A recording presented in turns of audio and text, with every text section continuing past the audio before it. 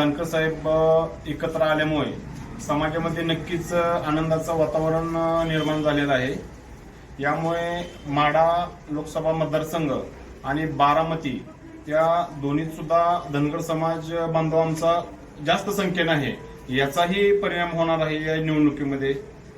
आणि आम्ही निश्चितच मोहिते पाटील परिवाराच्या पाठीमागं याच्या आधीही आम्ही खंबीरपणे उभा होतो, आताही आहेत। आता आमच्या तालुक्यामधील जानकर साहेब एकत्र आल्यामुळे आमच्या समाजाची ताकद वाढलेली आहे, मोहिते पाटील परिवाराची ही ताकद वाढलेली आहे। त्याच्यामुळे आणि धैर्यशील भायांचं तसं बघितलं तर आमच्या धनगर समाजानेच त्यांना उमेदवारी घेण्यासाठी भाग पाडलेला आहे। म्हणून एक सामान्य जनतेचा खासदार म्हणून आदरणीय धैर्यशील मोहिते पाटील यांना संबोधले जाते। महाराष्ट्रामध्ये धैर्यशील मोहिते पाटील असा एकच खासदार आहे की या नेत्याला जनतेनं खासदार केलेला आहे।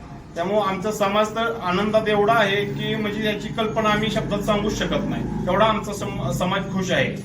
आणि 50,000 पेक्षा जास्त लीड, जास्तीत जास्त लीड देण्याचा आम्ही प्रयत्न करणार आहे।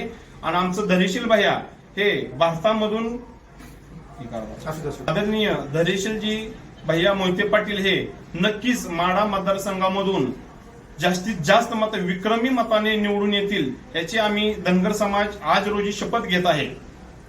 आता तुम्ही जसं म्हणताय धनगर समाजाची बैठक झाली, तर आज आम्हीही धनगर समाज आहे, आम्हाला तर कुठं बैठकीचं काय चिन्ह दिसलेलं नाही।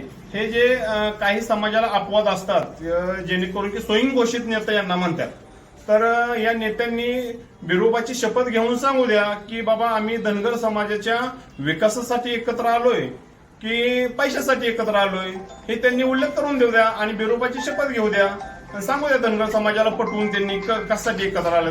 आज सगळा माढा, करमाळा, टिंबुर्णी, पलीकडवर फलटण या टोटल मतदारसंघामधून धनगर समाज एकवटलेला आहे। मग प्रत्येक समाजामध्ये अशी 4-2 लोक असतात, ही स्वयंघोषित नेते आहेत, यांना काय जास्त व्हॅल्यू द्यायचं, यांच्याशी म्हणजे यांच्यावर बोलण्याची जास्त काय आवश्यकता मला वाटत नाही।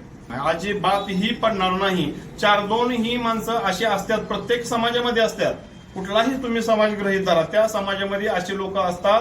ही स्वयंघोषित नेता आहे, त्यांनी त्यांची स्वतःची पार्श्वभूमी तपासावी, आपण किती मतांनी निवडून आलो, आपण किती वेळा माळशिरसमध्ये पडलो हेही त्यांनी चेक करावी, आपल्याकडे किती ग्रामपंचायत आहेत, किती नाहीत, किती सरपंच आहेत याची त्यांनी तपासणी करून घ्यावी आणि त्याच्यानंतर त्यांनी उठलं की सुटलं काहीतरी बोलायचं। हे धनगर समाज, कोणता धनगर समाज त्यांच्या पाठीमागे आहे? एकही धनगर समाज त्यांच्या पाठीमागे नाही, अजिबात त्याची तुम्ही काळजी करू नका। अख्ख्या माळशिरस तालुक्यातील धनगर समाज हा टोटल धैर्यशील मोहिते पाटील यांच्या पाठीमागे आहे। त्याच्यामुळे 100% मतदान धनगर समाजाचं ही धैर्यशील मोहिते पाटलांनाच होणार आहे, याची अजिबात काही शंका नाही। पाहिलं तर 2019ला भाजप समाजाने धनगर समाजाची खूप मोठी फसवणूक केलेली आहे। माढा कोर कमिटीमध्येही धनगर समाजाला जाणून बुजून डावलण्यात आलेलं आहे। तोंड बघून त्यांनी त्यांचे काय पदाधिकारी नेमण्यात आलेले आहेत। त्याच्यामुळं धनगर समाजावर वेळोवेळी भाजपनं अन्यायच केलेला आहे। गेलीच्या भाषणामध्ये रणजितसिंह निंबाळकरांनी धनगर समाजाला शब्द दिलता की तुमच्या आरक्षणासाठी प्रयत्न, तसा त्यांनी एकही मुद्दा केंद्रामध्ये मांडलेला नाही।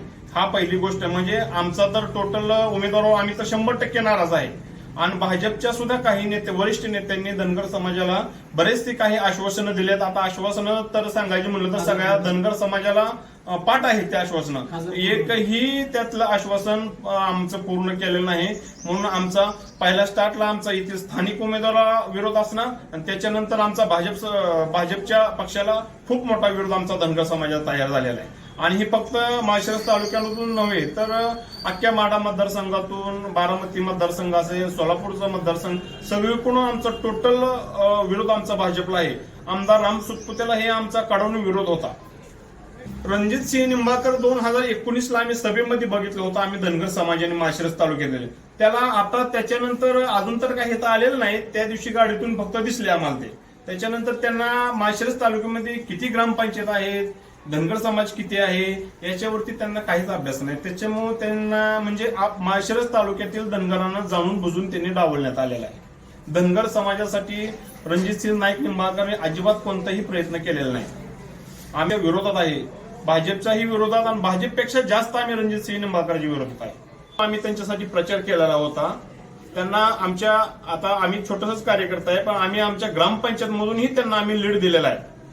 त्याच्यामुळं ते म्हणजे आमच्या ग्रामपंचायतला त्यांनी अगदी 10 लाखाचा सुद्धा निधी दिलेला नाही आणि त्यांचं स्वतःची घरं बांधण्याच्या व्यतिरिक्त काही काम केलेलं नाही. आरक्षणाच्या बाबतीत म्हणलं तर 2014 पासून आदरणीय फडणवीस साहेब यांनी आमच्या समाजाची खूप मोठी फसवणूक केलेली आहे. पहिल्या कॅबिनेटमध्येच ते आम्हाला आरक्षण देतो बोलले होते, पण अजून तर त्यांनी मुद्दाच उपस्थित केला नाही. आरक्षण द्यायची गोष्ट तर खूप लांबची आहे. परवाच्या निकालाबाबतीत सुद्धा त्यांनी आमच्या समाजाबाबतीत खूप अन्याय केलेला आहे. खोटी नाटी काहीतरी लोक उभा केले, पैशाचे आमिष दाखवून, हे करून ते करून, आणि खूप मोठा आमच्या समाजावर त्यांच्याकडून अन्याय झालेला आहे.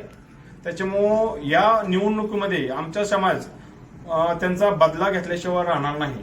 ही फक्त माढा मतदारसंघाची नाही तर अख्ख्या महाराष्ट्रातला टोटल धनगर समाज हा एकत्र आलेला आहे आणि त्या माध्यमातून भाजपला आम्ही पराभूत करण्याचं सगळ्यांनी ठरवलेलं आहे.